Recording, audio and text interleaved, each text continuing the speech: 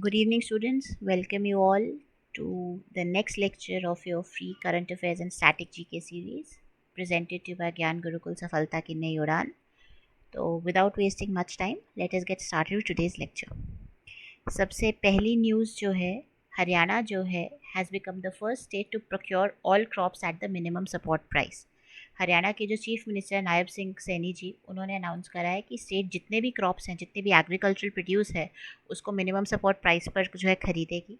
पहले सिर्फ 14 crops cover किए जाते थे, अब उसमें 9 एडिशनल क्रॉप्स जो हैं ऐड कर दिए गए हैं। तो 14 + 9, the math is simple, 23 crops are now covered under the MSP regime in Haryana. साथ ही साथ उन्होंने कहा है जो इरिगेशन के चार्जेस हैं ऑलमोस्ट 133 करोड़ जो आउटस्टैंडिंग कनाल वाटर इरिगेशन के चार्जेस वो भी वेव कर दिए जाएंगे। एंड इट इज़ एक्सपेक्टेड कि इस मूव से फार्मर्स जो है ऑलमोस्ट 54 करोड़ जो है हर साल जो है बचाएंगे। जो कॉम्पनसेशन पेंडिंग है वो भी उनको दी जाएगी, स्पेशली उन फार्मर्स को जो नेचुरल डिज़ास्टर से इफ़ेक्ट हुए हैं। एंड ये पेमेंट्स जो हैं हफ्ते के अंदर अंदर कर दी जाएंगी। साथ ही साथ मोटर परचेज़ की ऑप्शंस को एक्सपैंड कर दिया गया है। एंड फार्मर्स जो है अब 3 स्टार एनर्जी सेविंग मोटर्स जो हैं वो अपने ट्यूबवेल्स के लिए किसी भी रजिस्टर्ड कंपनी जो इंडिया में रजिस्टर्ड है उससे खरीद सकते हैं। तो ज़्यादा ऑप्शंस हैं और ज़्यादा एक्सेस है, बेटर एक्सेस है नेसेसरी इक्विपमेंट को। तो ये सब जो किया गया है, it has been touted as a political gimmick कि जो लोकसभा में अभी जो इलेक्शंस हुए हैं उसमें बीजेपी की पुअर परफॉर्मेंस के बाद तो बोला जा रहा है कि they do not want to fare poorly in the assembly elections as well. तो ये एक प्री इलेक्शन स्टेप जो है सरकार द्वारा लिया गया है सो दैट इलेक्शन के रिजल्ट्स इनके फेवर में जा सके। Okay, Bangladesh leadership transition poses risks to India relations. अब बांग्लादेश और इंडिया का जो रिलेशन है it goes long back, especially जब इंडिया ने बांग्लादेश की हेल्प करी थी उनकी इंडिपेंडेंस मूवमेंट में। And their relationship is based on working together against terrorism and sharing economic and cultural ties. लेकिन अब जैसा कि आपको पता है शेख हसीना की रिजीम जो है वो गिर चुकी है, मिलिट्री गवर्नमेंट ने टेम्पररी टेक ओवर किया था। And now Mohammad Yunus who is the Nobel laureate from Bangladesh, he has been made the interim prime minister by the president of Bangladesh, by the student groups as well as the military.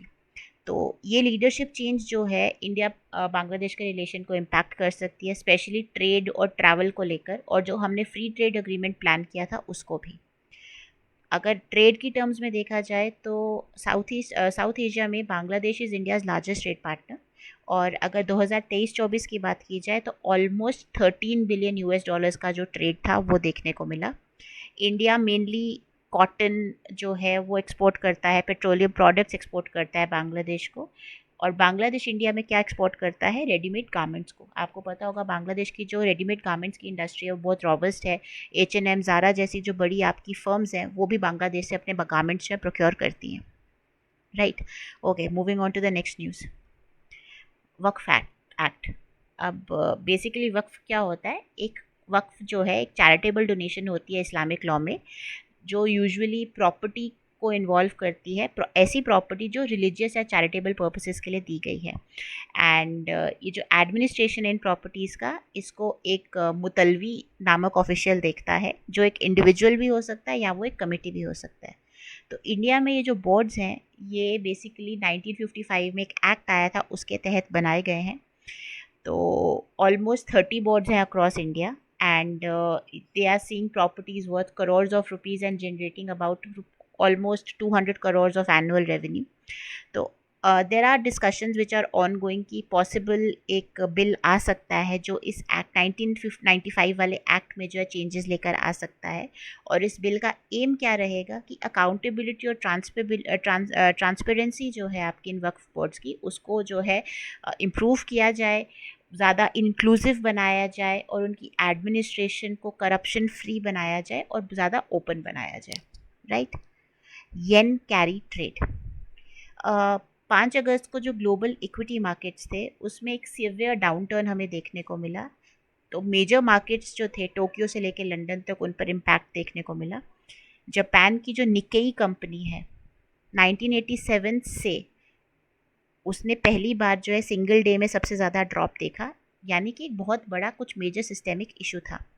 ठीक है, अब ये जो systemic issue था, जो market collapse हुआ, the primary reason for this was the yen carry trade.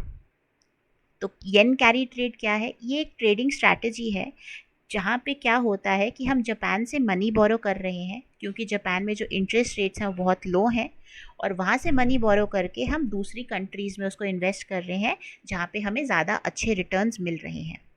लेकिन recently Japan ने क्या किया, ये इंटरेस्ट रेट्स बढ़ाने स्टार्ट कर दिए। इन्होंने 0.25% से जो इंटरेस्ट रेट्स थे बढ़ाए थे, और बिकॉज इन्होंने इंटरेस्ट रेट्स बढ़ाए तो ये वाला जो इनका कैरी ट्रेड वाला जो ऑप्शन था, जो लो इंटरेस्ट रेट वाला ऑप्शन था कि दूसरी कंट्रीज़ में हायर रिटर्न्स मिलेगा, दिस बिकेम लेस लुक्रेटिव।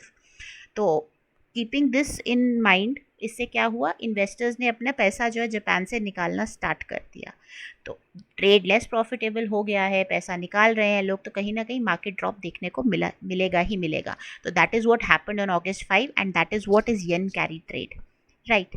जहाँ पे आप कम इंटरेस्ट रेट पे मनी बोरो कर रहे हो to invest it in other countries जहाँ पे आपको हायर रिटर्न्स मिलेंगे। Okay, moving on to the next news. Maharashtra approves prisons and correctional services bill. तो ये जो नया बिल जो महाराष्ट्र गवर्नमेंट ने इंट्रोड्यूस करा था, ये बिल पास नहीं हुआ, लेकिन स्टेट कैबिनेट ने इसको ऑर्डिनेंस के तौर पर लागू करने की बात करी है। तो ये टेम्प्रेरी लॉ बन जाएगा, और अप्रूवल चाहिए उसको सेंट्रल गवर्नमेंट का और प्रेसिडेंट का फुली जो है लॉ बनने के लिए। और ये जो नया बिल है, ये जो यूनियन गवर्नमेंट का model prisons and correctional services act 2023 है, जो कि बेस था कि हम किस तरह से प्रिजन्स को मॉडर्नाइज करें, उनके ऑपरेशंस में जो है इम्प्रूवमेंट लाएं, राइट। तो उसके ऊपर बेस्ड है। तो better staffing, technology upgrades, mental health initiatives को किस तरह से लाया जाए प्रिजन्स में, उस सब के ऊपर बेस्ड है। अगर प्रिजन्स की बात की जाए तो they are supposed to be managed by the state list. In the state list जो है आपकी लिस्ट 2 है शेड्यूल 7 की इन योर कॉन्स्टिट्यूशन। तो सिंस स्टेट लिस्ट का पार्ट है, तो हर स्टेट के पास जो है ऑटोनॉमी है कि वो उसके ऊपर एक लेजिस्लेशन बना सके, राइट। तो महाराष्ट्र का जो करंट जो प्रिजन्स एक्ट है वो 1894 में बना था। तो अब जो है रिफॉर्म की ज़रूरत है, considering the fact that Maharashtra has one of the highest number of under trials and prisoners in the country. तो ओवर क्राउडिंग बहुत ज़्यादा है, एंड ऑपरेशनलाइजेशन में बहुत ज़्यादा दिक्कत हो रही है, स्टाफिंग में बहुत ज़्यादा इश्यूज आ रहे हैं। तो इस वजह से जो है एक नया बिल जो है लाया गया, ठीक है। Parliament introduces bill for oil and gas policy stability. तो पार्लियामेंट में the oil fields amendment bill 2024 Rajya Sabha में इंट्रोड्यूस किया गया था, ताकि ऑयल और गैस सेक्टर में जो इन्वेस्टमेंट है वो इम्प्रूव की जा सके। तो इस बिल का क्या एम है कि हम पॉलिसी को कैसे स्टेबलाइज करें, इंटरनेशनल आर्बिट्रेशन मेथड्स को कैसे इन्वॉल्व करें अपने डिस्प्यूट रेजोल्यूशन मैकेनिज्म में, लीज ड्यूरेशंस को कैसे एक्सटेंड करें सो दैट हर किसी को बेनिफिट मिले। तो इन्होंने बोला है कि जो पेट्रोलियम लीज की जो टर्म्स हैं वो सेम रहेंगी through out the lease period, तब भी जब जो लीजी है, यानी वो एक ऐसा इंसान या ऐसी कंपनी जो इस लैंड को जो किराए पर ले रहा है, लीज आउट कर रहा है, वो डिसएडवांटेज है, सो दैट सभी स्टेक होल्डर्स को जो बेनिफिट मिले। जो डिस्प्यूट्स रिजॉल्व करने का ऑप्शन है आर्बिट्रेशन के थ्रू, इसको आप इंटरनेशनली भी कर सकते हो, आप इसको इंडिया में भी कर सकते हो। साथ ही साथ इन्होंने नई रेगुलेशंस लाई हैं कि गवर्नमेंट जो है मर्ज कर सकती है या कंबाइन कर सकती है पेट्रोलियम एक्सप्लोरेशन लाइसेंसेस को और माइनिंग लाइसेंसेस को, जिससे लॉन्गर लीज ड्यूरेशंस जो है दी जा सकती है, ठीक है। तो बेसिकली पॉलिसी में स्टेबिलिटी लाने के लिए, और जो पेट्रोलियम और ऑयल गैस सेक्टर में जो आपके एक्सप्लोरेशंस हो रही हैं, जो आपके कंपनीज इन्वॉल्व हैं, उनको बेनिफिट करने के लिए, ठीक है। Moving on to the next news. 4 ringed butterfly resurfaces in India।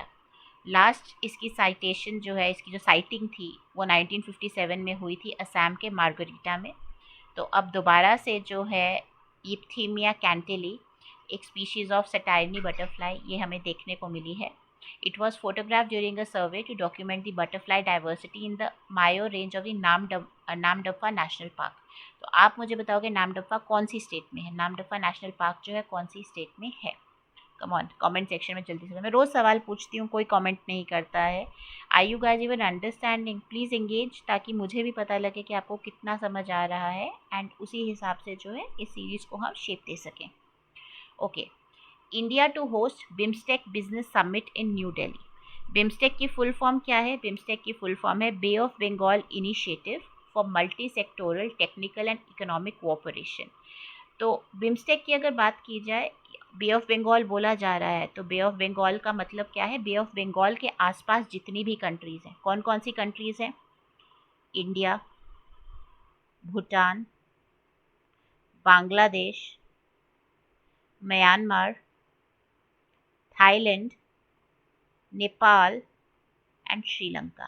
All these countries are located near, in and around the Bay of Bengal, right? तो बिम्स्टेक जो है बेसिकली टेक्निकल और इकोनॉमिक कोऑपरेशन को सपोर्ट करने के लिए एक initiative है, एंड इंडिया इसको होस्ट करेगा न्यू दिल्ली में, एंड इसको इनॉग्रेट किया जाएगा external affairs minister doctor S Jaishankar द्वारा। एंड ये समिट किस पे फोकस करेगा? ट्रेड फैसिलिटेशन पर, regional connectivity, energy security, inclusive growth, sustainable development to enhance regional collaboration and investment. Okay, पिछले 10 सालों में 106 वाटरवेज को नेशनल टैग दिया गया है। The government has declared 106 additional waterways as national waterways of the past decade, increasing cargo shipping capacity 6 fold. जो cargo shipping capacity है उसको 6 गुना ज़्यादा बढ़ा दिया गया है 106 वाटरवेज को नेशनल वाटरवेज डिक्लेयर करने के बाद। 18 million metric tons से it has risen to 133 million metric tons, which is a substantial increase. और वाटरवेज को इस्तेमाल करने का सबसे बड़ी एडवांटेज क्या है? जो आपकी ट्रांसपोर्टेशन कॉस्ट्स हैं वो कम हो जाती हैं और एक फीजेबल ऑप्शन मिल जाती है कार्गो को शिप करने के लिए, right? Okay, moving on to the next news. Multilateral air exercise Tarang Shakti 2024 begins in Tamil Nadu. तरंग शक्ति 2024 के बारे में हमने पहले भी पढ़ा था। It is India's first multinational air exercise जो कि सुलार तमिलनाडु में स्टार्ट की गई है। कौन कौन पार्टिसिपेटिंग कंट्रीज़ हैं? Australia, Bangladesh, France, Germany, Greece, Spain, UAE, UK, US and Singapore, with 30 countries overall. 30 participants हैं इन सब कंट्रीज़ को मिलाकर। तो 2 फेजेस में रन होती है। अगस्त 6 to 14 तमिलनाडु में होगा, एंड अगस्त 29 से सितंबर 14 जो है वो जोधपुर राजस्थान में होगा, जहाँ पे इंडिया की एयरबेस है, right? Showcasing India's indigenous fighter aircraft and defence capabilities. President Murmu has received Fiji's highest honour. हमने कल या परसों की न्यूज़ में पढ़ा था कि president Murmu is on a visit to Fiji, New Zealand, right? तो तुवालू, तो वहाँ पर फीजी में जो उनके विजिट के दौरान उनको फीजी का हाईएस्ट ऑनर दिया गया, the companion of the order of Fiji, and this was given by president William Katonivere. एक ceremonial guard of honour and traditional welcome were held in her honour with a focus on global south concerns in climate justice. Global south concerns क्या है ये भी हम previous current affairs के lectures में discuss कर चुके हैं। अगर आपने नहीं देखे हैं, I would request you all कि एक ज्ञान गुरुकुल के चैनल पे मेरे नाम से ही एक प्लेलिस्ट बनी हुई है, आप उस प्लेलिस्ट में जाएं और वो वीडियोस देख लें। कैपिटल फिजी की सुवा है, करेंसी फिजियन डॉलर है, ऑफिशियल लैंग्वेज फिजियन है, प्रेसिडेंट विलियम काटोनिवेरे हैं, एंड प्रेसिडेंट मुर्मू को वहाँ का हाईएस्ट सिविलियन जो अवार्ड है वो दिया गया है। ऑस्ट्रेलिया अनाउंसेस मैत्री grants for research and cultural collaboration with India. तो ऑस्ट्रेलिया ने मैत्री ग्रांट्स जो है रिसर्च और कल्चरल कोलैबोरेशन के लिए वो अनाउंस करी हैं इंडिया के साथ। तो अमंग द रेसिपिएंट्स जो हैं are projects focused on sustainable manufacturing of Australian technology in India, workshops connecting Australian energy transition researchers with Indian startups, and an artistic duo transforming Melbourne's Federation Square into a living canvas. तो मैत्री grants कौन administer करता है, कौन control करता है? Centre for Australia and India relations, and it is aimed at deepening the links and allow a closer collaboration between the 2 countries. तो 5 मैत्री ग्रांट्स जो हैं वो एक्सप्लोर करेंगी कौन से सेक्टर्स को? एग्री बिजनेस को, क्रिटिकल टेक्नोलॉजी को, एनर्जी ट्रांजिशन को, एंड एडवांस्ड मैन्युफैक्चरिंग को, right? Okay, moving on to the next news. India's first GI tagged fig juice exported to Poland. Purandar highlands हैं जो फार्मर्स प्रोड्यूसर कंपनी है, एक limited FPO है, ये एक एफपीसी है ये एक। तो इन्होंने एक सिग्निफिकेंट माइलस्टोन अचीव करा है। इन्होंने इंडिया का पहला जीआई टैग्ड फिग जूस जो है वो पोलैंड को एक्सपोर्ट करा है, right? And this is after they exported India's GI quality figs to Hong Kong in February 2023। और कंपनी जो है विजिट इंडिया 2023 को लेवरेज कर रही है, इस कैंपेन को लेवरेज कर रही है, यूज़ कर रही है कि वो ग्लोबल स्टेज पर इंडियन प्रोडक्ट्स को यूज़ कर सके, ठीक है? Capital small finance bank and Edelweiss life partner for bank assurance. Bank assurance क्या है? बैंक अश्योरेंस एक टर्म है, बैंक अश्योरेंस एक मॉडल है जहाँ पे बैंक और इंश्योरेंस कंपनीज को मर्ज कर दिया गया है, उनको कोलैबोरेट करने के लिए कहा गया है, सो दैट इंश्योरेंस प्रोडक्ट्स की डिस्ट्रीब्यूशन जो है वो आसानी से की जा सके। तो बैंक्स को सेल्स के ऊपर कमीशन मिलता है और जो इंश्योरेंस कंपनीज हैं उनको बेनिफिट मिलता है वाइडर डिस्ट्रीब्यूशन नेटवर्क से। ये जो मॉडल है this is in compliance with the IRDAI regulations, जहाँ पे उन्होंने कहा है कि हमें डीपर पेनिट्रेशन अचीव करना है इंश्योरेंस सेक्टर का, and we have to achieve an inclusive insurance sector जहाँ पर they want every Indian to have access to insurance by 2047। तो जो कैपिटल स्मॉल फाइनेंस बैंक है उनकी 177 ब्रांचेस जो हैं वो एडलविस लाइफ इंश्योरेंस प्रोडक्ट्स को ऑफर करेंगी। इससे जो है आपकी कैपिटल स्मॉल फाइनेंस बैंक की जो फाइनेंशियल सॉल्यूशंस है वो एक्सपैंड हुई है, उनकी सर्विसेज में एडिशन हुई है और एडलविस लाइफ की जो रीच है वो बढ़ी है। It is a very sad day for India. Vinesh Phogat who was हमारा थर्ड ओलंपिक मेडल आने वाला था, but she has been disqualified from the Paris Olympics. उनका वेट जो था वो 2 किलो ओवरवेट थी, लेकिन पूरी रात उन्होंने साइकिलिंग करी, जॉगिंग करी। इनफैक्ट देयर आर रिपोर्ट्स जहाँ पे कहा जा रहा है कि उन्होंने अपने बाल भी काटे, अपनी बॉडी से ब्लड भी ड्रॉ करा, बट लास्ट में 100 ग्राम्स एक्सेस उनका वेट था फ्रॉम द 50 kg मार्क, जिस वजह से उनको डिस्क्वालीफाई कर दिया गया। तो as per the rules of the game Vinesh Phogat को जो है डिस्क्वालीफाई करके उनका रैंक जो है बिल्कुल लास्ट हो गया है अपनी कैटेगरी में, और इस साल जो है उनकी कैटेगरी में सिल्वर मेडल जो है नहीं दिया जाएगा, बिकॉज शी वाज अश्योर्ड कि हाँ या तो गोल्ड जीतेंगी या सिल्वर जीतेंगी। तो टेकिंग कंसिडरिंग द फैक्ट कि वो सिल्वर जीतती तो अब वो सिल्वर मेडल वाली जो पोजीशन है वो खाली रहेगी। ठीक है, तो it is a sad day. Let's see बाकी हमारे धुरंधर क्या करते हैं। अभी सूबेदार नीरज चोपड़ा है, मीराबाई चानू है, आपका क्या नाम है, स्टीपल रेस में मैं उनका नाम भूल रही हूँ, सावले, अविनाश सावले हैं। फिर the guy who was in free climbing वो भी अच्छा कर रहे हैं। तो कहाँ इंडियन हॉकी टीम भी मतलब आउट हो गई अपने क्वार्टर फाइनल्स में, दे लॉस्ट टू जर्मनी। तो थोड़ा सा डिसहार्टनिंग है, but I guess we will strike back. तो let's see what happens, but for now Vinesh Phogat has been disqualified in Paris Olympics 2024। उनका फाइनल मैच था, right? Okay, government reverses decision, indexation benefits restored for LTCG tax. हमने long term capital gains tax के बारे में और indexation क्या होता है इसके बारे में प्रीवियस वीडियोस में पढ़ा है। गवर्नमेंट ने अपना डिसीजन जो है रिवर्स कर दिया है, जहाँ पे उन्होंने पहले इंडेक्सेशन बेनिफिट्स जो है हटा दिए थे, अब उन्होंने इंडेक्सेशन बेनिफिट्स दोबारा से लागू कर दिए हैं, जिस वजह से 2000 पहले से जिन लोगों ने अपना परचेज करा था दे आर नाउ ग्रैंडफादर्ड, यानी वो इंडेक्सेशन बेनिफिट्स को क्लेम कर सकते हैं। और एक चॉइस ऑफ टैक्स रिजीम्स भी मिल गई, टैक्स पेयर्स ऑप्ट कर सकते हैं कि वो 12.5% के नए टैक्स के साथ जाएंगे विदाउट इंडेक्सेशन, या पुराना टैक्स रेट ऑफ 20% लेंगे विद इंडेक्सेशन। जहाँ से उनको लोअर टैक्स लाइबिलिटी लगती है वो उस ऑप्शन के साथ जा सकते हैं। गवर्नमेंट अपॉइंट्स चल्ला श्रीनिवासालू सेट्टी एज SBI चेयरमैन। तो सेट्टी जो है he is currently the senior most managing director तो ऑफ SBI, और उनको जो है अब चेयरमैन बना दिया गया SBI का। He will succeed Dinesh Kumar खाड़ा जो जल्दी ही रिटायर होने वाले हैं, राइट? तो सेट्टी का basically he started his career in SBI as a probationary officer, and तब से उन्होंने बहुत सारे पोर्टफोलियोज और बहुत सारी इंपॉर्टेंट टास्क फोर्सेज को हेड करा है। तो government has appointed him as the new SBI chairman. That is all about this news. Moving on to the next news. Lieutenant General Vikas Lakheda assumes charge as Assam Rifles Director General. Assam Rifles को Sentinels of the North East भी बोला जाता है। ये lieutenant general PC Nair को जो है succeed करेंगे, एंड इनकी जर्नी जो है 1990 में शुरू हुई थी, when he was commissioned in the 4th Sikh Light Infantry. Nobel laureate Mohammad Yunus to lead Bangladesh interim government. ये अभी मैंने शुरू में जो करंट अफेयर बताया इंडिया बांग्लादेश रिलेशंस के ऊपर, वहाँ पे भी मैंने कवर करा था।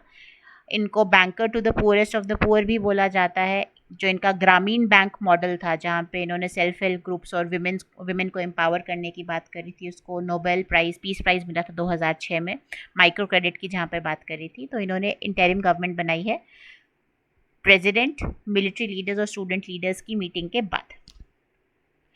₹920 Namami Gange mission 2.0 projects in UP and Bihar. तो यूपी एंड बिहार में बहुत सारी जगह, जैसे यूपी में मिर्ज़ापुर में, हमारे गाज़ीपुर में, बरेली में बहुत सारे जो हैं प्रोजेक्ट्स जो हैं लगाए गए हैं नमामि गंगे मिशन को 2.0 को ध्यान में रखते हुए, एंड सक्सेसफुली कंप्लीट हुए हैं और ऑपरेशनलाइज हुए हैं 4 major project in the first quarter of the fiscal year 2024-25।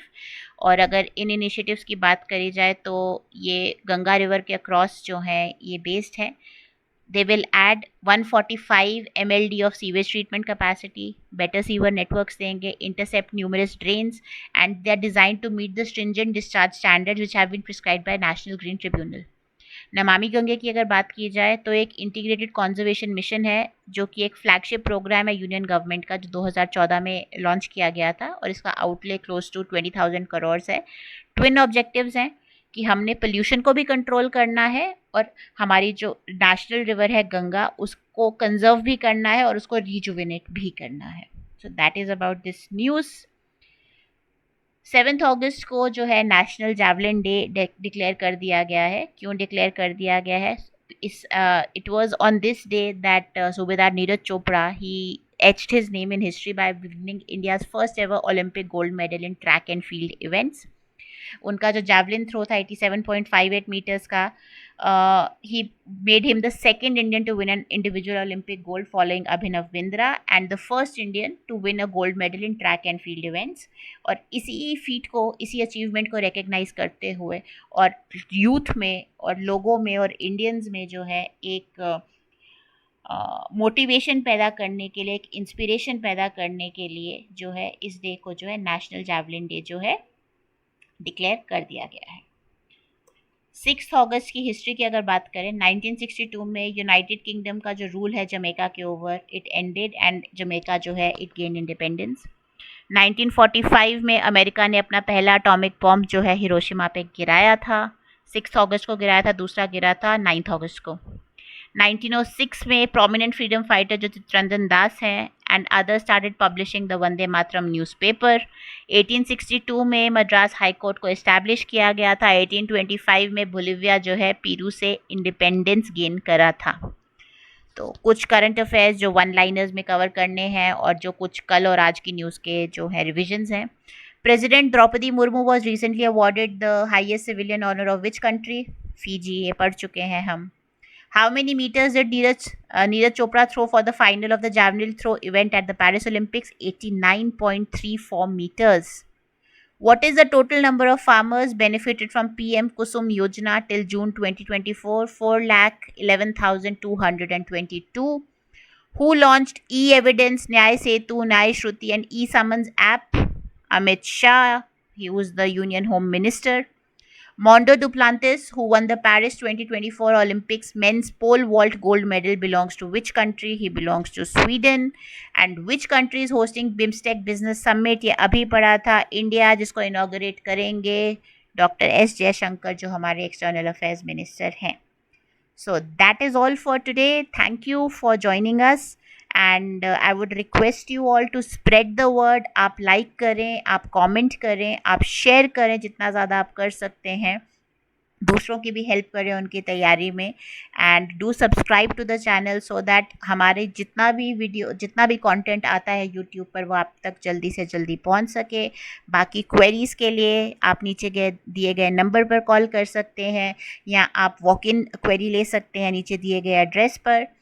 So I will see you all tomorrow. Till then, happy studying, happy learning. Take care and have a very good evening. Bye.